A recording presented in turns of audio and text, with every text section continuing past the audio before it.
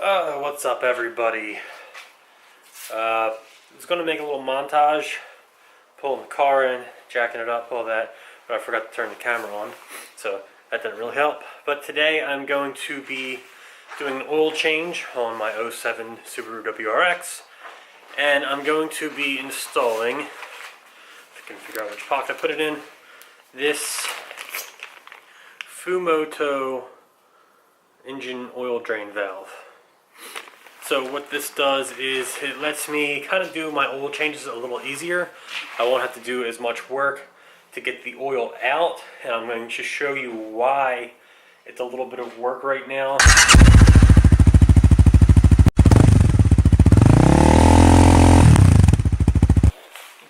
Can't really see me, but you don't really need to for this part. So what I have is this Fumoto oil drain valve, and this will be replacing the oil drain plug. So what this does is you got the threaded end here. This will go into where the oil drain plug is. It screws in, and then there's a little release valve here.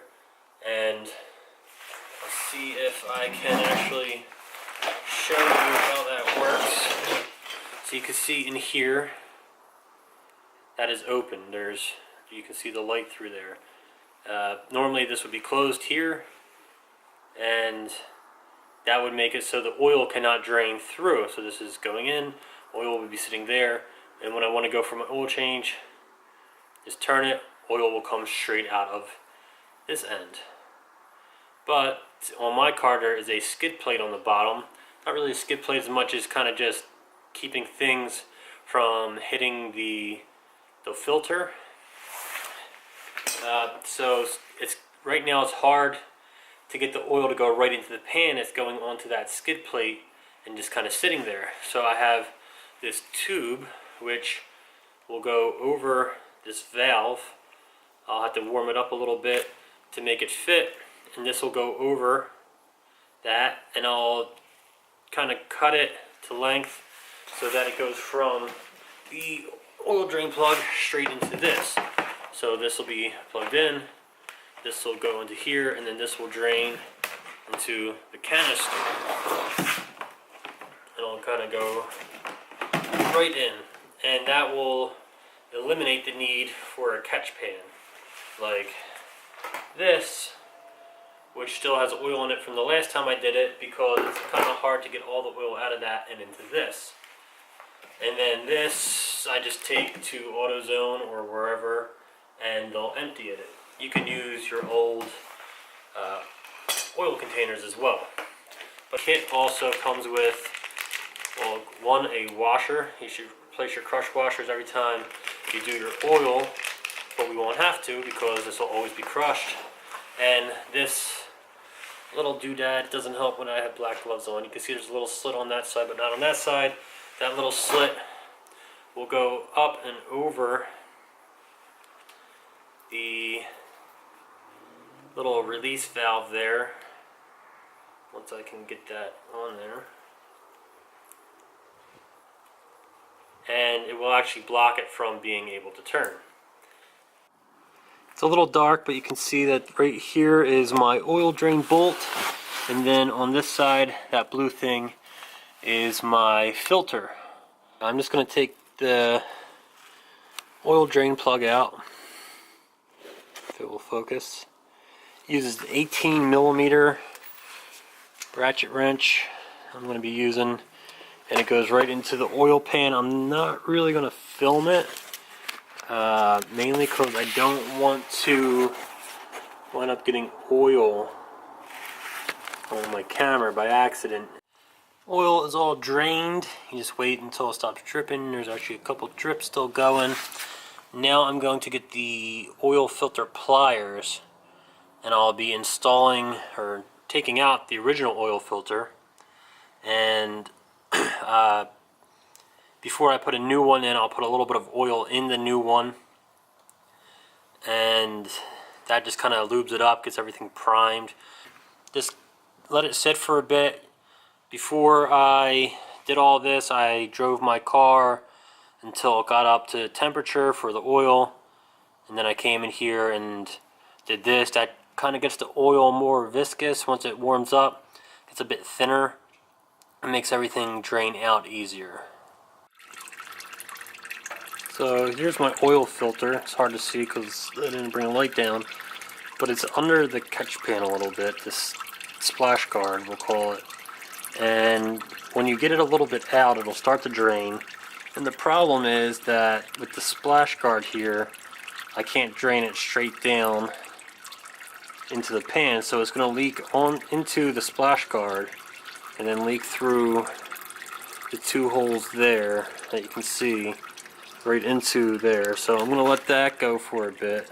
Okay, got a light down here, so that's where the oil filter goes, and then the oil pan is over there. That's where all the oil goes. And next we're going to be cleaning up the area with a towel, a little shop towel, and then I'll be installing the new filter. I'll be putting in the Fumoto plug, and then we'll add our oil. So here I have my OEM Subaru oil filter. It will focus. I think most of them use the same filter. Depending on the year of the car, depends on where the filter will go in the car. Some of them are in the engine bay, making it a little bit easier. Some of them are not.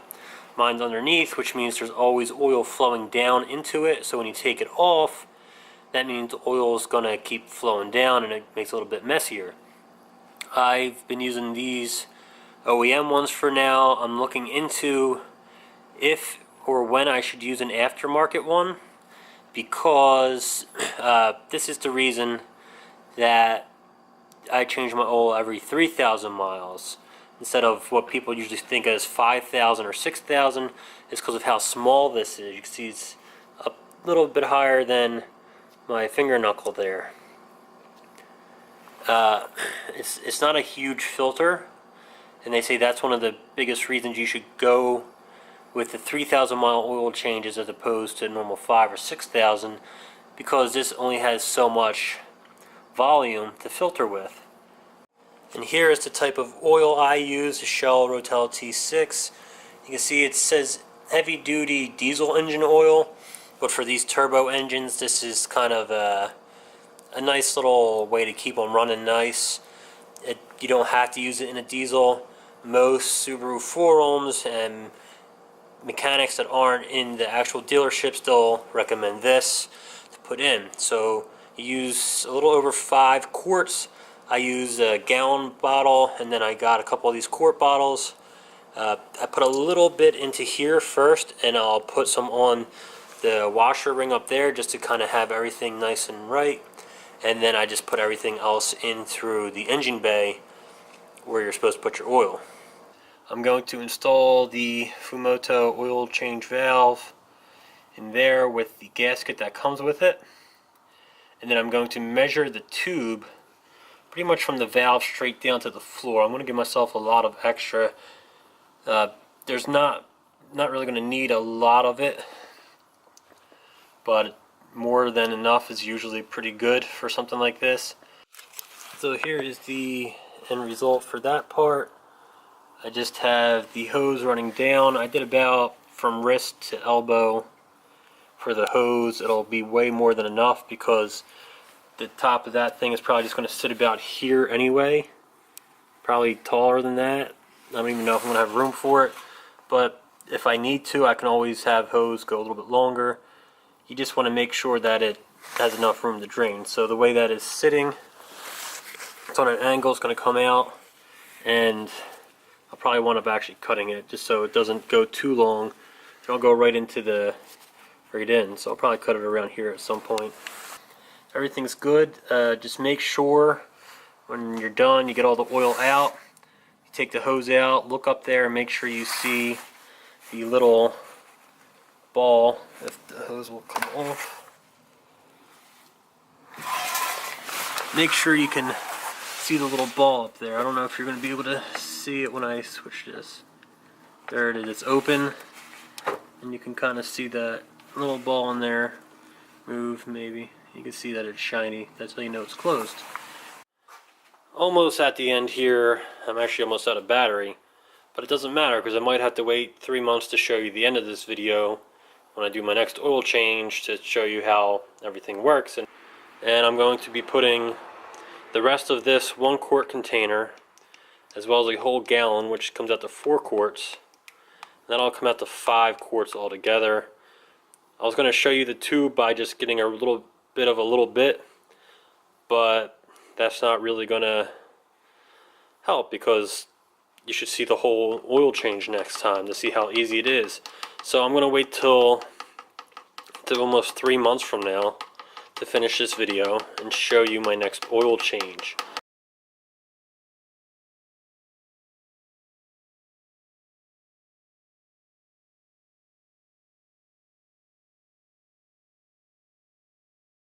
So here's the drain valve. I got the thing on here so that it can't come undone by accident.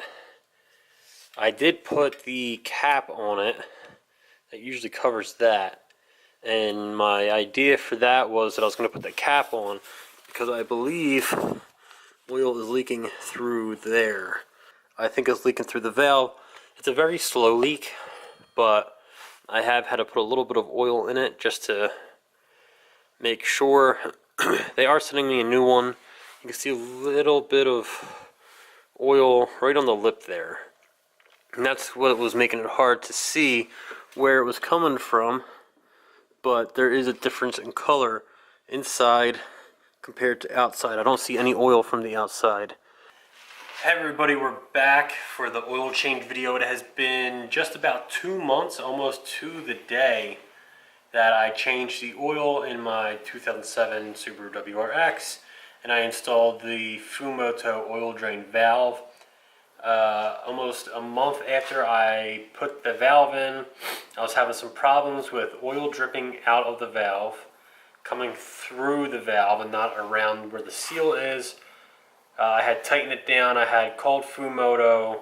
They had sent me a replacement, and then when I was messing with the one that's already on there, I kind of found what the problem was, and it was user error. It was my fault. I didn't latch it correctly. You can push it all the way clockwise on there to the closed position, but unless you pull it down and move it over and up, it's not going to fully latch. That was my fault, and I did fix it, and after that I haven't had any more dripping problems. I haven't had any oil loss or any problems like that. But today we are going to go over the final step of that, and that's draining the oil through the valve with a tube directly into my oil catch can or oil can in general, and then we'll finish up this oil change. One thing that I didn't think about when I put this oil change valve in there is that I have the oil filter under my car, and when I take that off I still do get a lot of oil pouring out.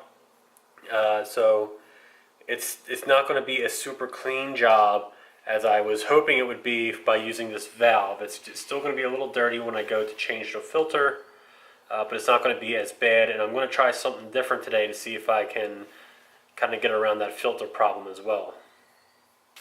Okay, now we have the hose hooked up to the drain valve, and I have my oil can here.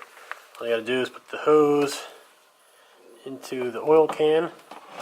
I like to try to set it somewhere that gives the least amount of restriction, but be careful doing that. I pulled the hose down a bit, put it there. I take off the little clip that keeps the drain valve from opening. I don't know if you can see that. You know, drain valve is there, and there's a latch on this side. You got to push it down and down this way. You can see the oil coming right out, and it's draining it right into the oil can. I don't have to worry about catching it. If you want with something like this, you can open this up and let it go right into that while this is laying down, if you want to make the hose long enough to do that. If that's your preferred method, I figure it's just easy enough to do that since it's higher up. Gives a straight shot. Okay, it's done draining. I had to leave it for about an hour and a half because I had to call Verizon customer service, and they're terrible. It should only take 5 to 10 minutes to drain this way. if that. It's a lot longer than just pulling the plug out and letting it drain from the plug hole, but this is a lot less messy as well. And it goes right into my oil canister that I use when I go over to AutoZone and just dump it out. So next I'm going to have to do the oil filter, and I'm going to try a little life hack to keep that as non-messy as possible. So here's what I got going. Let's see if we can get some better light on this. I have the oil can with a funnel on top right below the oil filter. I have the pan under it because I've never done this before, and if it winds up spurting out, hopefully it catches in the can and not on my dolly or my floor. So let's see how this works. Let's see if I could show you. So when I loosen it up, it starts pouring out from the top, and it is catching in here. You can maybe see some of the shadow of it, but it's pouring out into the funnel and directly into the catch can. That just means a lot less oil on my hands, oil going into the oil catch pan that I then have to pour into here. So it's kind of just skipping some steps and making it a little bit easier. I forgot to loosen my oil cap from the top, so now that there's air in the system, it's pushing some of that oil out. Luckily it's just dripping onto this cardboard and not a huge deal, but that's something I forgot to do. So push it up, make sure it's firmly in place and can't move anymore, so you don't be an idiot like me, and you're good to go. You can put on your little cap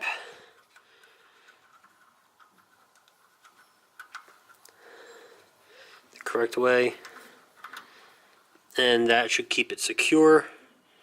Now it's time to go up top and refill my oil. We're back up top now, and I'm going to be putting the oil in. I need to put about 4.8 quarts in. I have a 1 gallon bottle here and a 1 quart bottle here. Your cap will usually tell you what type of oil to use. See, owner's manual engine oil 5W30. I use 5W40 because for a turbo engine like this, the 40 is a little bit better, especially when you start autocrossing it heats up. That 40 is better. I don't know if I'm going to continue using Shell T6. It is still the preferred for many people, but they seem to have gotten rid of some of their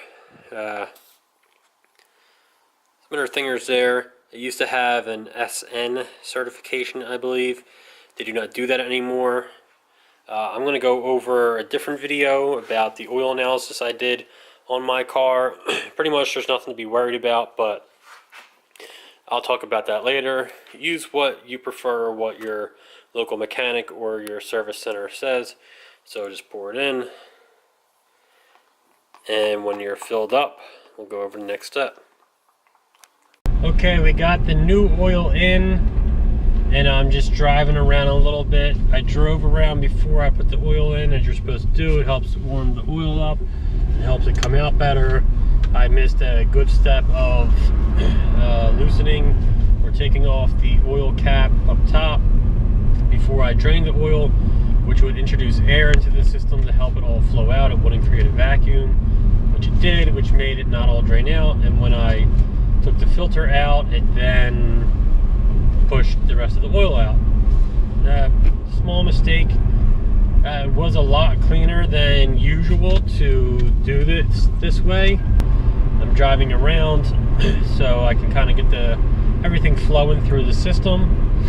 Once I get back to my house, I'll check the oil level through the dipstick, and hopefully everything is correct and right, and we're good to go. If you watched my fog light video, this is something similar, more of an exploratory video. I've watched videos and I've changed oil before, but never with the Fumoto valve, so this video is going to be a little bit longer than it really needed to be, because I really wanted to kind of take everybody through the whole process of what I did and how I did it, because a lot of times people are going to be doing this is going to be exactly the same way I'm doing this, without that much information to be going with. And if you make some small mistakes along the way, it can be frustrating, especially if you were just someone that likes to do small things with your own car to work on it and to really get the knowledge of how your car works. And it was frustrating for me why I kept getting some oil drip. I realized it was completely my fault, and I figured out exactly what happened. I just didn't push it over far enough, and everything got to working again. Okay, I checked the oil level. Everything is fine, right where it needs to be. I couldn't really do it one-handed while holding the camera, so I just checked it, put everything back, and it's good to go. Everything is done for this. It is a good product, the Fumoto oil change valve. I did have a little problem. I fixed it. I cut up some tubing that I bought to use for the oil change purposes. I did have a little, it was like a little cap for this type of valve to put over so nothing goes up in the valve. It fell off while I was driving, so that doesn't really help. Maybe it wouldn't have fallen off if it wasn't dripping a little bit when I didn't close it right. I don't know, but everything seems to be working. I'm going to leave a piece of cardboard under there to check for drips, just in case it's an ongoing problem and I maybe fixed it somehow a little bit. I don't know, but it seems to have been working. But that's it for this video, everybody. Thank you for watching. If you like to give it a like, if you dislike to give it a dislike, and if you did dislike it, please let me know in the comments down below why, so I can make this channel better for both you and me. I'm East Philly, and I'll see you all next time.